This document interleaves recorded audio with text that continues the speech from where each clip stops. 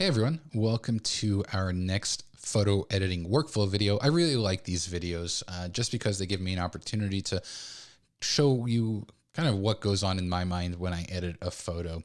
And this one in particular, this is kind of a companion video to an article. I'll leave the link in the description below, but the article is 3 tips on how to get even better winter photos, especially when you're working in extremely cold conditions. Now, ironically, when I wrote the article, which was just the other day, and when I'm filming this video, at least where I live in the Northern Hemisphere, in Northern Idaho, in the United States, it's we're moving from spring to summer. So it's really nice outside. Currently, it's exactly 70 degrees Fahrenheit. So there is no snow, there is no ice. But I was, like I said, I was editing these photos a couple of days ago, and I thought it would be fun to write an article about it since it was fresh in my mind. And again, the article I highly recommend you read.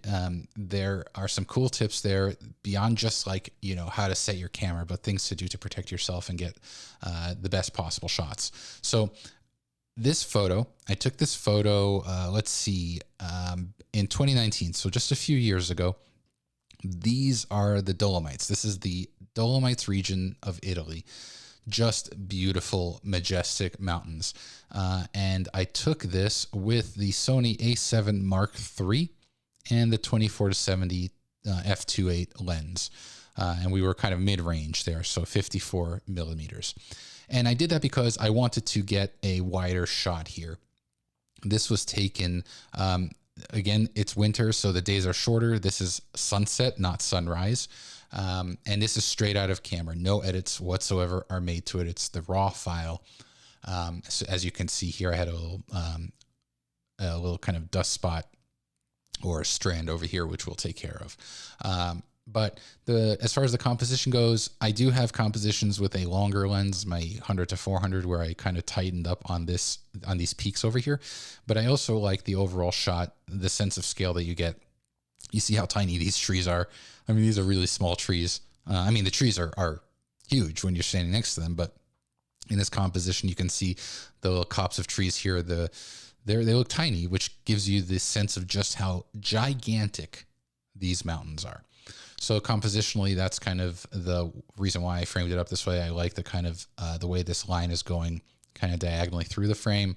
And you've got the peaks here kind of weighted towards the left on the upper third of the rule of thirds, the upper third of this horizon. Okay, so let's go ahead and develop. And really the first thing that I'm going to do is get rid of that little, this little strand here. So I have my healing brush here. I'm going to make sure that I'm set to heal and not to clone. And I'm just going to see what happens if let me make the brush a little smaller. Usually the rule of thumb when I approach healing a spot or a strand is I make the brush just a little bit wider, the diameter of the brush, a little bit wider than the actual thing itself. I also make sure that I have a feather, which you can see there. I can make the feather a little larger and make the brush a little larger too. So let's just go ahead and do that, and voila, that's gone. Another thing that I recommend you do, if you want to make sure that you aren't missing any dust spots, is right here in the bottom left, there's this little checkbox called Visualize Spots, and it's off by default. You can either click this checkbox or click on A, which you can see right there in the tooltip. That's the keyboard shortcut.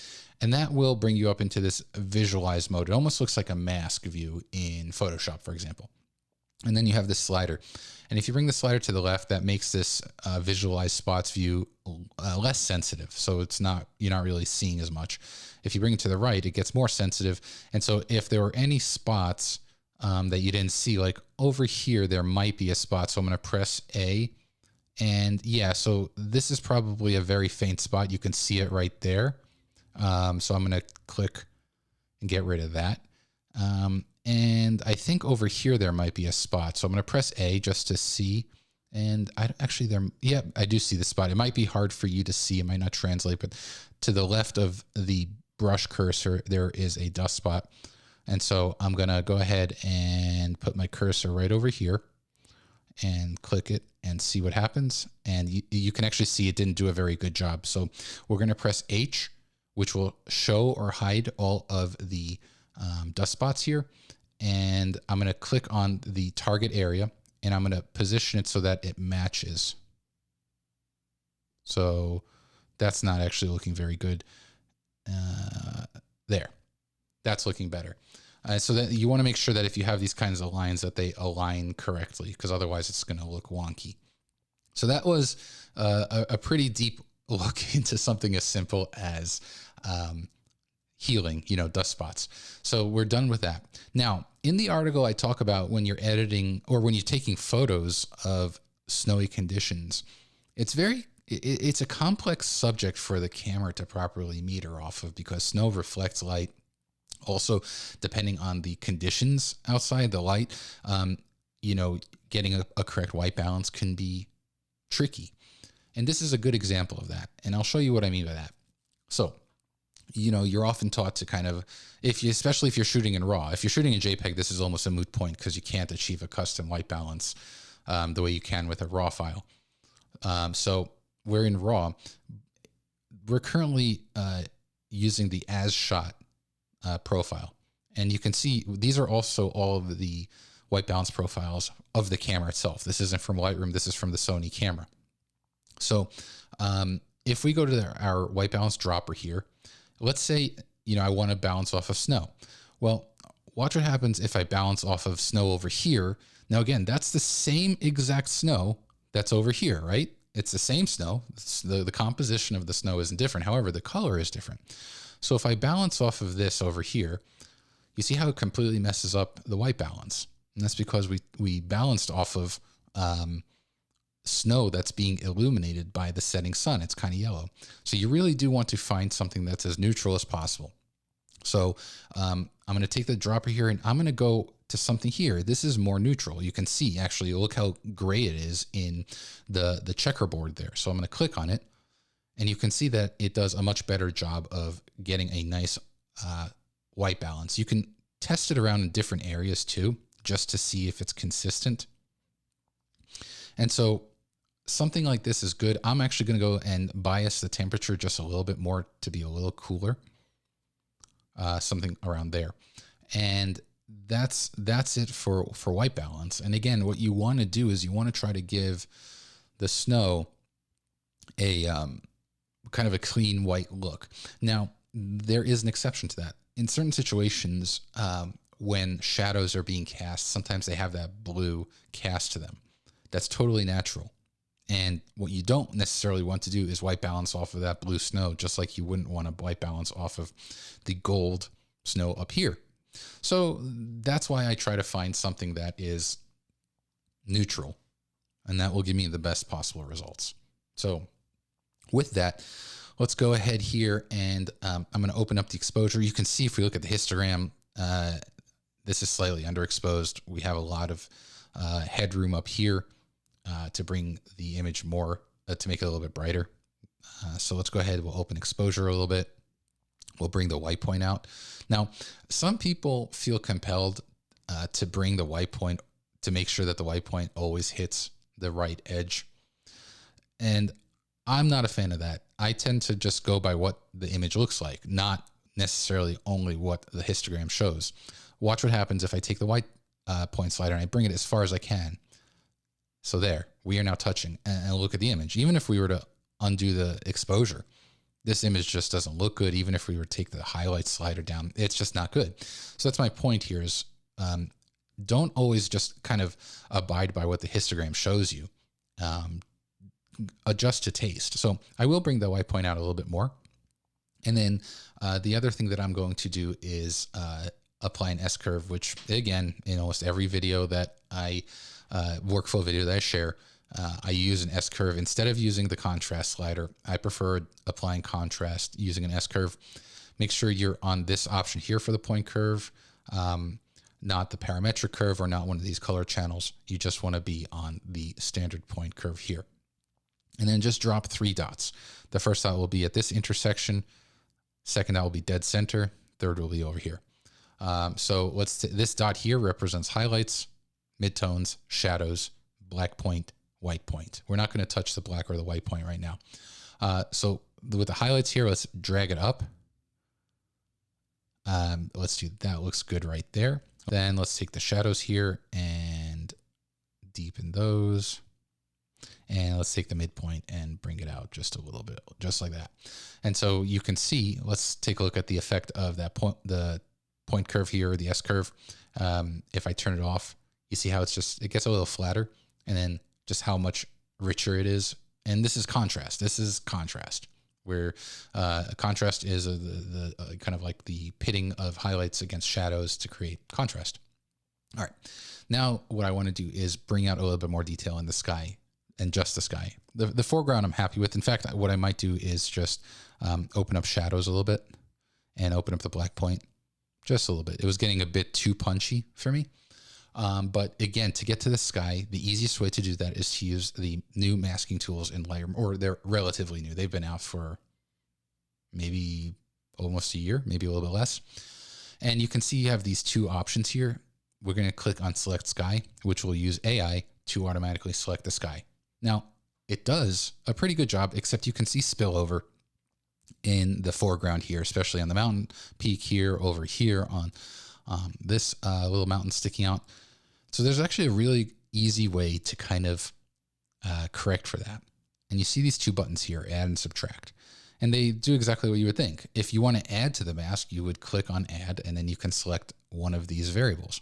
But I don't want to add. What I want to do is subtract. So what do I want to subtract? Well, I want to subtract the subject.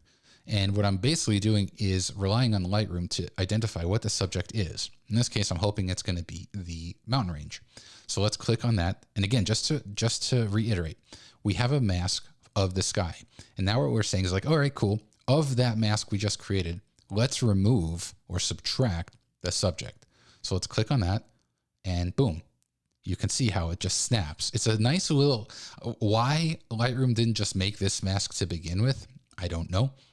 But you can see here if we disable the mask, and I'm just toggling it. So the only area here that I want to fix is right here. It didn't get this section. So just like before, instead of subtracting, I want to add to this mask. So I'm going to click on add, and I'm going to go to the brush here. And now what I can do is just brush in that area. And now we have a nice clean mask of just the sky. So let's hide the color overlay. And what I'm going to do, what I tend to do with these kinds of skies is make them a little bit more dramatic, but not too much. One of the ways that I like to do that is to apply dehaze. And you can see here, if we crank dehaze, that's some funky stuff. If we turn it off, it gets rid of the sky. So what we want is just a tiny bit, just a touch. And that this is almost like a polarizer effect, a circular polarizer effect, where it deepens the blues and adds contrast. I also want to add a touch of clarity, not too much. I'm going to go ahead and make it just a little bit brighter and open up the shadows a little bit, because that sky was getting a bit too much. And then the last thing I'm going to do is add a little bit of saturation to let those colors pop, because it was a beautiful sunset. So that's what we're doing with the mask, and we're mostly done with the edit. Like this image doesn't really need that much to it.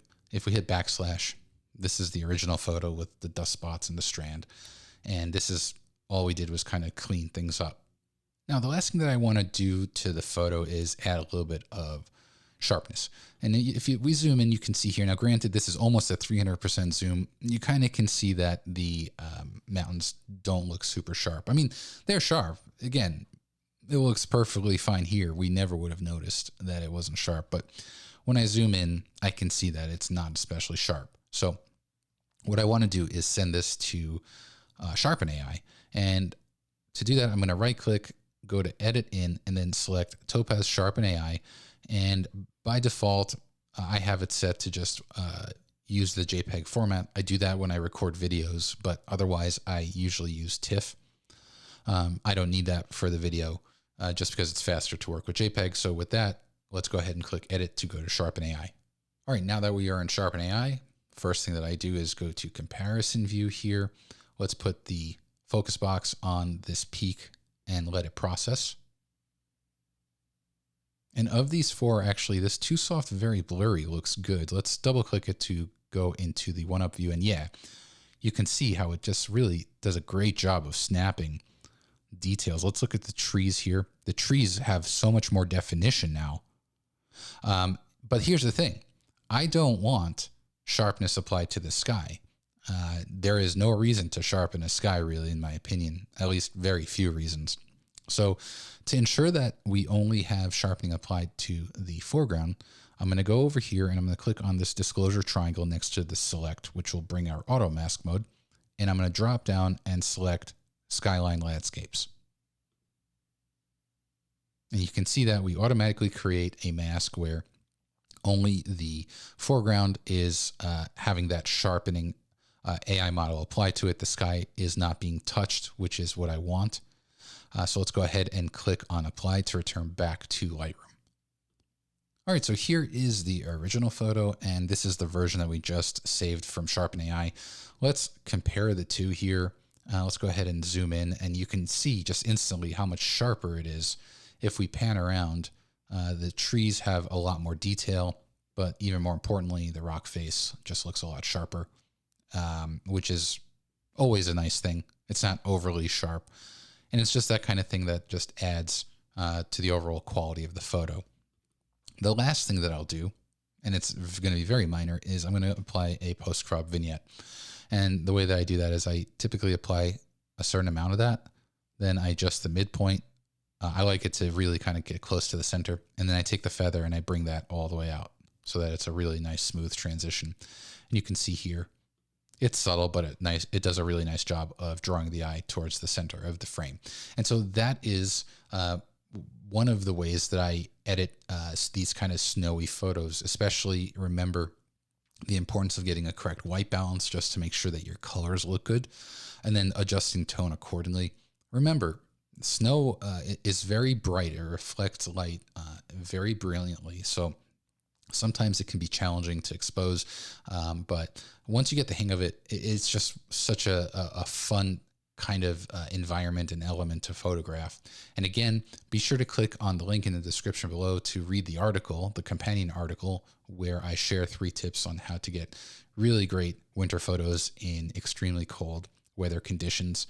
And if you want to try Sharpen AI or any of our other apps, we have free trial downloads. Just go to topazlabs.com and download a trial today. Thanks a lot.